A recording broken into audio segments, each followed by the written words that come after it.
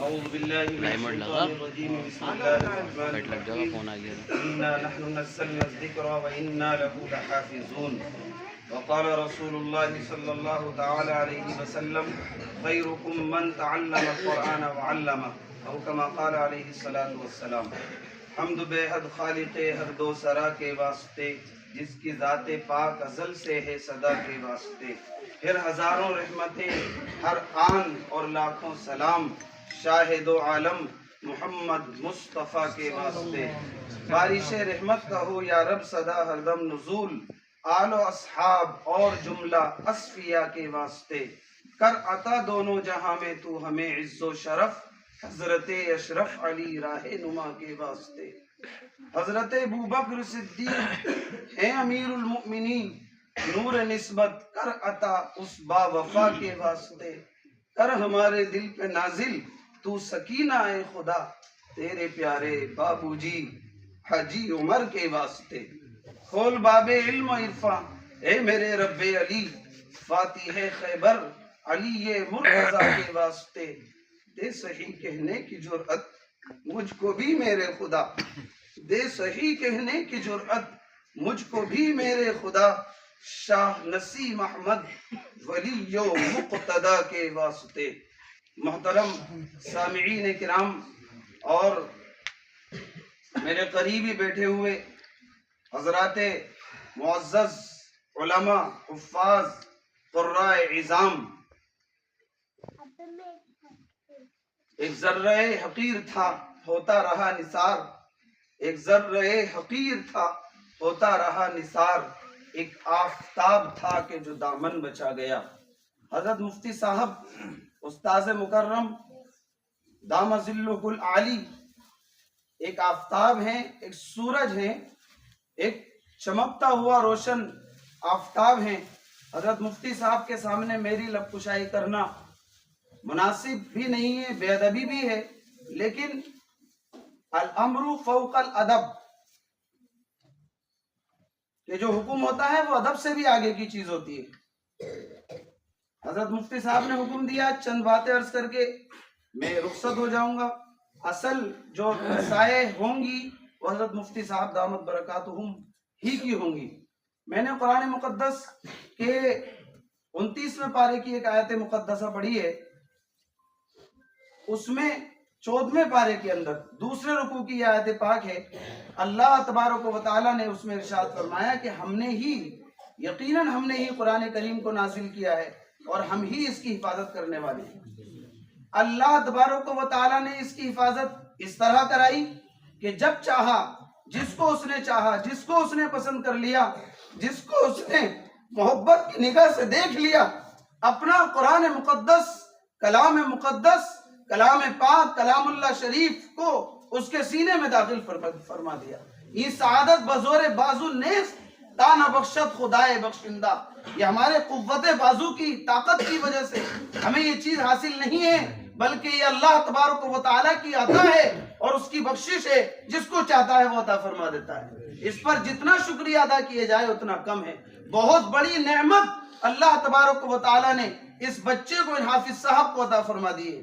اس کا اگرچہ یہاں پر کچھ خوشی ہم محسوس کر لیتے ہیں، ہار ڈال دیتے ہیں، کھانے ہو جاتے ہیں، مبارکباد پیش کر دیتے ہیں، لیکن رب ذوالجلال کی قسم اس کی حقیقی خوشی اس روئے زمین پر ہوتے ہوئے حاصل ہو ہی نہیں سکتی۔ اس کی حقیقی خوشی اس وقت پتہ چلے گی جب قیامت کے دن بہت سارے وہ لوگ جنہیں اللہ تبارک و تعالیٰ نے جہنم میں جانے کا اعلان کر دیا گیا ہوگا کہ جاؤ تم بدنصیب ہو، جہنمی ہو، گھسیٹ کر انہیں جہنم کے اندر ڈال دیا جائے، لیکن اس وقت ایک حافظ قرآن ہوگا جس کے سینے میں اللہ تعالیٰ نے قرآن مقدس دیا ہوگا، وہ جس کی سفارش کر دے گا، وہ جس کی شفاعت کر دے گا کہ اے میرے رب، یہ میرے چچا ہیں، یہ میرے دایا ہیں، یہ میرے والد ہیں، یہ میری والدہ ہیں، اے اللہ یہ دنیا کے اندر رہنے والا میرا قریبی دوست ہے، میں نہیں چاہتا کہ جہنم میں چلا جائے، اس کو جہنم سے نکال کر، جہنمیوں میں سے اس کا داخلہ کاٹ کر، اس کا نام خارج فرما کر جنت کے اندر داخلہ فرما دے۔ اللہ رب العزت والجلال کے سچے حبیب محمد رسول اللہ صلی اللہ علیہ وسلم کا وعدہ ہے، اور میرے آقا محمد عربی علیہ السلام جیسا نگینہ اور جیسا بہترین انسان خدا کے خزانے میں بھی کوئی دوسرا نہیں ہے. ایسا وہ محبوب ہیں, ایسے وہ قریب ترین اللہ تبارک و تعالیٰ کے ہیں کہ ان جیسا کوئی انسان, ان جیسا کوئی محبوب اللہ کے خزانے میں بھی نہیں. ایسی سچی زبان سے وہ ارشاد فرماتے ہیں کہ ایک حافظ قرآن 10 لوگوں کو جن کا جہنم میں جانے کا اعلان کر دیا گیا ہوگا, اس کی سفارش سے اللہ تبارک و تعالیٰ انہیں جنت میں داخلہ فرما دے گا. کوئی معمولی بات ہے؟ آج اس زمین پر رہتے ہوئے اگر کسی شخص کو کسی جرم کی پاداش میں یا ویسے ہی کسی کو گرفتار کر لیا جاتا ہے اور اس کو جیل کی سلاخوں کے اندر ڈال دیا جاتا ہے, آج اس روئے زمین پر کوئی ماہر آدمی, کوئی دبدبے والا, کوئی شان و شوکت والا, کوئی نیتا جس کو سیاست میں اللہ نے کچھ رسوخ عطا فرما رکھا ہو, اگر اس کی سفارش سے اور اس کی محنتوں سے وہ شخص باہر آ جاتا ہے تو ہم کہتے ہیں بڑی طاقت والا ہے, بڑا سیاست میں اس کا مقام ہے, بڑی عزت والا ہے, بڑا اللہ نے اس کو طاقت عطا فرما رکھی ہے کہ کس طرح سے اس نے منٹوں سیکنڈوں میں یا مہینوں میں یا ہفتوں میں کس طرح سے نکال کر اس نے باہر کر دیا. وہ کل قیامت کا دن ہوگا کہ جس وقت کوئی بچانے والا نہ ہوگا, سب کو اپنی اپنی پڑی ہوگی, بیوی شوہر سے بھاگ رہی ہوگی, شوہر بیوی سے بھاگ رہا ہوگا, اولاد اپنے ماں باپ سے بھاگ رہی ہوگی, ماں باپ اپنی اولاد سے منہ چھپاتے پھریں گے. اس روئے زمین پر رہتے ہوئے جنہوں نے اپنے ماں باپ کے لیے, اپنے بچوں کے لیے کتنی قربانیاں دی ہوں گی, لیکن وہاں چھپے پھر رہے ہوں گے. ایسا نہ ہو کہ مجھ سے کوئی نیکی مانگ لے اور مجھے دینی پڑ جائے اور میری نیکی کم پڑ جائے اور مجھے جہنم کے اندر جانا پڑ جائے.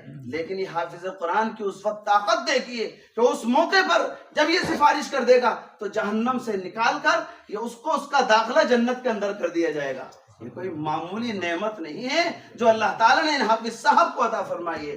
اس لیے میں کہا کرتا ہوں کہ جو حافظ صاحب ہیں, حافظ قرآن ہیں, جنہیں اللہ تعالیٰ نے قرآن مقدس کی دولت عطا فرمائی ہے, ان سے دوستیاں گاٹھو, ان سے محبت کرو, انہیں ہدایہ دو, انہیں تحائف دو, انہیں گفٹ دو, ان کے ساتھ اٹھو بیٹھو, ان کو خوش کر دو, ان کے دلوں میں اپنی جگہ بنا لو, تاکہ کل قیامت میں جب ضرورت پڑ جائے تو ان حافظ صاحب کو ہماری یاد آ جائے کہ اللہ یہ وہی دوست ہے میرا جو دنیا کے اندر میری بڑی رعایت کیا کرتا تھا, میری بڑی محبت کیا کرتا تھا, مجھے ہدایہ دیا کرتا تھا, مجھے تحائف دیا کرتا تھا, مجھے گفٹ دیا کرتا تھا, میری دعوتیں کیا کرتا تھا, اگر گھر میں کوئی اچھی چیز پکائی تو میرے لیے اللہ بھیجا کرتا تھا.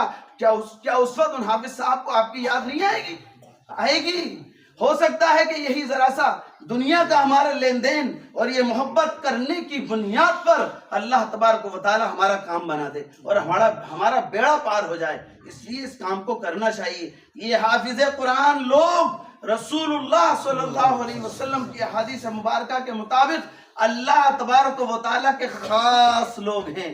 جب یہ اللہ تعالیٰ کے خاص لوگ ہیں تو جو ان سے جڑ جائے گا وہ بھی اللہ تبارک و تعالیٰ کا خاص بندہ بن جائے گا. اللہ تبارک و تعالیٰ کی خاص نظر اور محبت اور التفات اس کے اوپر ہو جائے گا. کیا آپ نے نہیں دیکھا کہ قرآن مقدس پر جو کاغذ لگا ہوا ہے, جس روشنائی سے, جس سیاہی سے, جس انک سے اسے لکھا گیا ہے, اس کو پرنٹ کیا گیا ہے, کیا کسی کی مجال ہے ایمان والے کی کہ جس کے اندر ذرا سا بھی ایمان کا شمہ ہو وہ بغیر کسی وضو کے اس کو ہاتھ لگا لے, ناپاکی کی حالت میں اسے ہاتھ لگا لے؟ ممکن نہیں ہے کہ وہ اسے ہاتھ لگا لے. اس روشنائی کا, اس کاغذ کا جب یہ مقام اور مرتبہ ہو جاتا ہے کہ اس پر اللہ کی کتاب جب لکھ دی جاتی ہے, اب اس کا مقام اور مرتبہ بڑا بلند و بالا ہو جاتا ہے. اب اس کو بے وضو ہاتھ لگانا بھی ناجائز اور حرام قرار پا جاتا ہے, اور کسی کی ہمت اور مجال اور جرت نہیں ہوتی جسے اللہ نے ایمان کی دولت دی ہے کہ وہ اسے ہاتھ لگا دے. اس لیے کہ اللہ تعالیٰ نے خود منع فرما دیا ہے لا یمسہ الا المطہرون.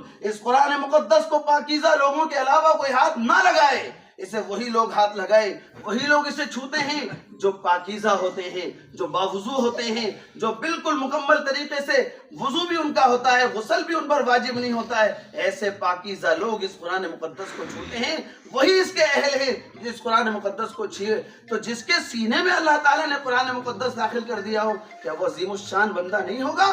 کیا اس کی عزت و احترام اللہ کی نظر میں نہیں ہوگی؟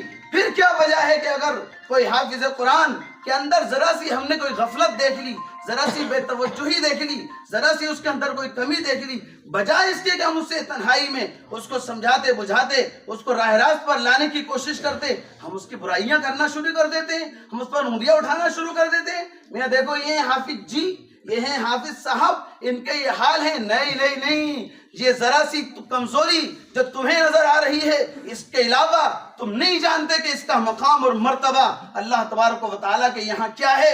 جب اللہ کسی سے محبت فرماتا ہے تو بعض مرتبہ ایسا ہوتا ہے، ارے تو حافظ صاحب ہیں، بعض مرتبہ بہت سارے لوگوں کے گناہوں کو اللہ تعالیٰ یوں ہی معاف کر دیتا ہے. وَمَا أَصَابَكُم مِّن مُّصِيبَةٍ فَبِمَا كَسَبَتْ أَيْدِيكُم 25ویں پارے کے 5ویں رکوع کی ابتدائی آیت ہے. اللہ تعالیٰ نے ارشاد فرمایا کہ تمہیں جو بھی مصیبت پہنچتی ہے، کاروباری ہو، بیماری کی ہو یا اور کسی طرح کی تنگی ہو، کسی بھی طرح کی پریشانی میں تم مبتلا ہو جاتے ہو، تمہارے ہاتھوں کی کرتوت ہوتی ہے، تمہارے گناہ ہوتے ہیں جس کی وجہ سے تم اللہ کی گرفت میں آ جاتے ہو. اور اللہ نے فرمایا وَيَعْفُو عَن كَثِيرٍ، ارے بہت سے تو گناہ وہ ہیں جنہیں اللہ تبارک و تعالیٰ یوں ہی معاف کر دیتا ہے. چھوڑو، معاف کر دو، اس پر کوئی گرفت نہ کرو، اس کی پاداش میں اس کو جہنم میں نہ ڈالو، اس کا نامہ اعمال کالا مت کر، چھوڑو، ختم کرو. تو جب ایک عام آدمی کی بھی اللہ تبارک و تعالیٰ ایک عام مسلمان کی بہت سے گناہوں کو معاف فرما دیتا ہے، تو جو اللہ کے قریب ہو جائے، جس کے سینے میں اللہ تعالیٰ اپنا قرآن کریم دے دے، اس سے اگر کوئی غفلت، کوئی گناہ سرزد ہو رہا ہے تو ممکن ہے، بہت ممکن ہے، بلکہ یقینی امید ہے کہ اللہ تبارک و تعالیٰ اس کے بھی بہت سارے گناہوں کو اور بہت ساری کمیوں کو درگزر فرما دے گا، اس لیے کہ یہ اللہ کے قریب ہو چکا ہے. اس لیے بجائے اس کے کہ ہم اس کے خلاف بغاوت کریں، اس کے خلاف باتیں بنائیں، اس پر انگلیاں اٹھائیں، اس کی برائیاں کریں. غلطیاں کس سے نہیں ہوتی؟ ہمارے ایک استاد مکرم تھے، حضرت مفتی صاحب تشریف فرمائے، ان کے بھی استاد تھے اور وہ فارسی کے امام تھے، امام فارسی انہیں اس وقت کہا جاتا تھا جن کا نامی جتنی پیار اور محبت سے لیا جائے اتنا کم ہے. حضرت مولانا خلیل احمد صاحب نور اللہ مرقدہ، جنہیں دنیا میاں جی کے نام سے جانتی تھی. حضرت فرماتے تھے کہ کوئی بھی انسان ایسا نہیں جو معصوم ہو سوائے انبیاء علیہ السلام کے. اللہ کے جو نبی ہوتے ہیں، پیغمبر ہوتے ہیں، رسول ہوتے ہیں، وہ بالکل گناہوں سے پاک، صاف، معصوم ہوتے ہیں. ان کا کوئی گناہ نہیں ہوتا، ان سے کوئی گناہ سرزد نہیں ہوتا ہے. لیکن اس کے علاوہ جتنے بھی لوگ ہیں، بڑے ہوں، چھوٹے ہوں، بزرگ ہوں، عام ہوں، کوئی بھی ہوں، کوئی گناہوں سے خالی نہیں ہے. پھر وہ مثال دیتے تھے، گوشت کی کسی بھی بوٹی کو تم اٹھا کر دیکھ لو، بعض پہ زیادہ رواج ہوتا ہے، بعض پہ کم ہوتا ہے، بعض پہ بہت زیادہ ہوتا ہے، بوٹی کم ہوتی ہے اور بعض پہ بہت ہی معمولی سا ہوتا ہے. لیکن کوئی بوٹی گوشت کی تمہیں ایسی نظر نہیں آئے گی کہ جس میں ذرہ برابر بھی رواج نہ ہو، چاہے پتلا سا ڈورا ہی کو اس کے اندر نظر نہ آ رہا ہو. یہی انسانوں کا حال ہے. تو گناہوں سے کوئی بچا ہوا نہیں ہے، کوئی بچا ہوا نہیں ہے، سب سے گناہ سرزد ہوتے ہیں. ہم نے اسے معصوم کیوں سمجھ لیا کہ صاحب یہ تو حافظ صاحب ہیں، ان سے تو کوئی گناہ ہو ہی نہیں سکتا، یہ کیوں کر رہے ہیں ایسا؟ بھائی سب سے گناہ ہو سکتے ہیں. کلکم خطاؤن، آقائے نامدار محمد الرسول اللہ صلی اللہ علیہ وسلم نے ارشاد فرمایا تم سب گناہگار ہو، پاپی ہو، خطاکار ہو.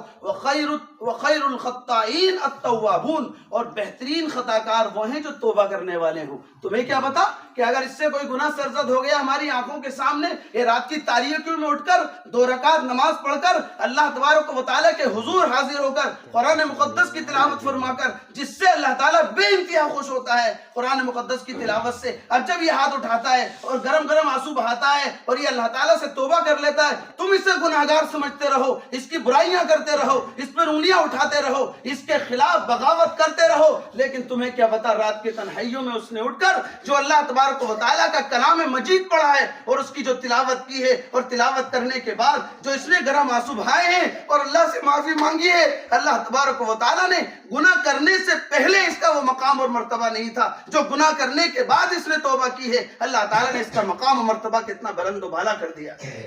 آپ کو کیا پتا؟ اس لیے بجائے اس کے ہم اس طرح کی باتیں منایا کریں، ان کو سمجھا بجھا دیں. بچے سے غلطی ہو جاتی ہے، بعض لوگ بہت ان کے پیچھے پڑ جاتے ہیں. اس لیے مجھے سنتے رہتے ہیں، چونکہ ہم آپ بھی سنتے رہتے ہوں گے، اس لیے اس مجلس میں یاد آ گئی، میں نے عرض کر دیا، ہو سکتا ہے کسی کو فائدہ ہو جائے. تو بجائے اس کے ہم ان کے خلاف الٹی سیدھی باتیں کریں اور کیا کیا کہیں، غیبتیں کریں، بہتان لگائیں، تو بجائے اس کے ہمارے بچے ہیں، چھوٹے ہیں، ان کو تنہائی میں بلائیے، انہیں سمجھائیے. اگر پھر بھی وہ نہ مانے تو پھر کہنا مان جاتے ہیں، جب ان کو تنہائیوں میں بتایا جاتا ہے اور سمجھایا جاتا ہے تو مان جاتے ہیں، پھر آپ کا شکریہ ادا کرتے ہیں اور آپ کے لیے بھی یہ دعائیں کرتے ہیں۔ پھر ہمارے سمجھانے بجھانے سے اگر یہ راہ راست پر آ گئے تو کتنا بڑا مرتبہ ہمارا بھی ہو جائے گا۔ اس لیے بجائے اس کے یہ کام کرنا چاہیے تاکہ ان کے دل کے اندر ہماری محبت بیٹھ جائے، ہماری عظمت بیٹھ جائے۔ جب یہ ہوگا تو کل قیامت میں انشاءاللہ یہ بھی ہمیں یاد رکھیں گے۔ بہرحال تو اس طرح سے اللہ تبارک و تعالیٰ قرآن مقدس کی حفاظت فرماتا ہے، جس کو چاہتا ہے عطا فرما دیتا ہے۔ میں نے عرض کر دیا این سعادت بزور بازو نیس، جب اس نے چاہا تو 3-4 سال کے بچے کو حافظ بنا دیا، جب اس نے چاہا تو عورتوں کو حافظ بنا دیا، بوڑھیوں کو حافظ بنا دیا، کمزوروں کو بیماروں کو حافظ بنا دیا۔ یہ اس کی عطا ہے، یہ اللہ کا قرآن مجید ہے۔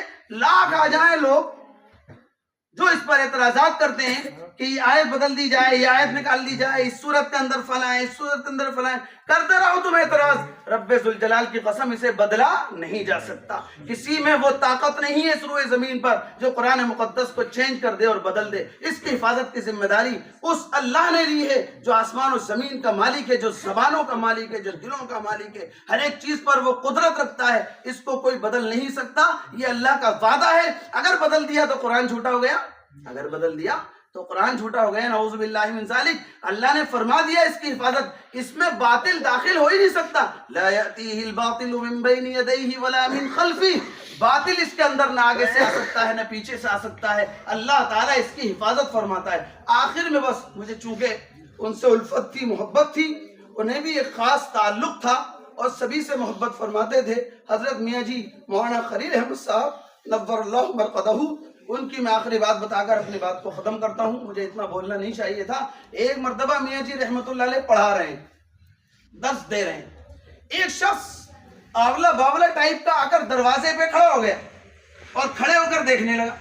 ارے بھائی، طریقہ یہ ہوتا ہے اگر کہیں پر کوئی بات چل رہی ہے، دین کی بات چل رہی ہے، درس ہو رہا ہے، تمہارے پاس اگر وقت ہے تو وہاں جا کر بیٹھ جاؤ، سن لو تسلی سے۔ یہ اس کا طریقہ ہے سننے کا۔ اور اگر تمہارے پاس اتنا وقت نہیں ہے تو کیوں تماشائی بن کے کھڑے ہوئے؟ لوگوں کا ذہن بھی منتشر ہوتا ہے۔ اگر کوئی وہاں دروازے پہ سامنے کھڑا ہو جائے آ کر تو میں بھی دیکھوں گا، آپ بھی پتہ نہیں کیا بات ہے، کیوں کھڑا ہے۔ تو ایسے ہی وہ کھڑا ہو کے درس چل رہا ہے اور درس پڑھاتے ہوئے اتنا ڈوب کر وہ پڑھاتے تھے کہ وہ بیان سے باہر ہے، حق ادا کر دیا کرتے تھے کتابوں کا۔ اللہ تبارک و تعالیٰ نے وہ صلاحیت اس بوڑھے انسان کو عطا فرمائی تھی۔ ایسا عجیب و غریب وہ بزرگ تھا۔ بہرحال تو کہا کہ بھئی کیا دیکھ رہے ہو تم، جاؤ اپنا کام کرو، یہاں کر بیٹھ جاؤ۔ کہا کہ بہت غصہ آ گیا اسے۔ بعض لوگ ہوتے ہیں اسے سوال کرتے ہی کہنے لگا، بڑا بنا پھر ریا ملا، میرے سوال کا جواب دے تو جانو۔ اب بھائی پوچھو۔ کہا کہ یہ بتا کہ آسمان پہ کیا نہیں ہے، آسمان پہ کیا نہیں۔ وہ ہم جیسے کم علموں سے سوال کر چکا ہوگا، وہ ہم جیسے خاموش ہو گئے ہوں گے۔ وہ سوچ رہا تھا یہاں پہ میری دال گل جائے گی، سب کے سامنے میری وہ ہو جائے گی، بچے سوچیں گے ہمارے استاد سے تو کچھ بھی نہیں آتا۔ کہا کہ ابھی یہ بھی کوئی بات ہے، آسمانوں پہ کیا نہیں ہے، قبریں نہیں ہیں، وہاں موت نہیں ہے، قبریں نہیں ہے۔ ارے اس کا تو چہرہ پک پڑ گیا۔ وہ کہنے لگا کہ اچھا یہ بڑا خطرناک سوال تھا۔ ہم تو کیا کہتے ہیں کہ میاں ہر چیز کا حل قرآن میں ہے، سارے لوگ سائنسداں ہوں، دوسرے لوگ ہوں، سارا علم اس سے حاصل کر رہے ہیں، قرآن سے تو سب کچھ ہو رہا ہے۔ اور اس نے کیا سوال کیا؟ ملا یہ بتا کہ قرآن میں کیا نہیں ہے، قرآن میں کیا نہیں ہے۔ لو کہا کہ بے وقوف یہ بھی کوئی بات ہے، قرآن میں ذرہ برابر جھوٹ کی گنجائش نہیں ہے۔ ذالک الکتاب لا ریب فیہ۔ میاں جی مولانا خلیل احمد صاحب رحمۃ اللہ علیہ نے یہ جواب دیا اور ہکا بکا وہ رہ گیا اور دم دبا کے بھاگ گیا۔ یہ تھے مولانا تو قرآن مقدس کے اندر جھوٹ کا کوئی شائبہ، کوئی شبہ بالکل نہیں ہے۔ یہ ایسی محتم بشان کتاب ہے، اللہ تعالیٰ اس کی حفاظت فرماتا ہے اور حفاظت فرماتا رہے گا۔ اگر ہمیں اللہ نے چنا ہے تو ہم اس کی قدردانی کریں، اس کا شکریہ ادا کریں اور اس کے کلام کو، قرآن مقدس کو نمازوں کے اندر، نفلوں کے اندر کھڑے ہو کر اللہ تعالیٰ کے حضور میں کھڑے ہو کر اس قرآن مقدس کو پڑھیں اور اس کے مطابق اپنی زندگی کو بنائیں۔ یہی اس کا شکریہ ہے۔ بس انہی باتوں پر میں اپنی بات کو ختم کرتا ہوں اور گزارش کرتا ہوں استاذ مکرم مولانا مفتی محمد اقبال صاحب دامت برکاتہم سے، حضرت اپنی نصائح سے ہم سب کو مستفیض فرما کر اپنی دعا پر اس مجلس کا اختتام فرمائیں۔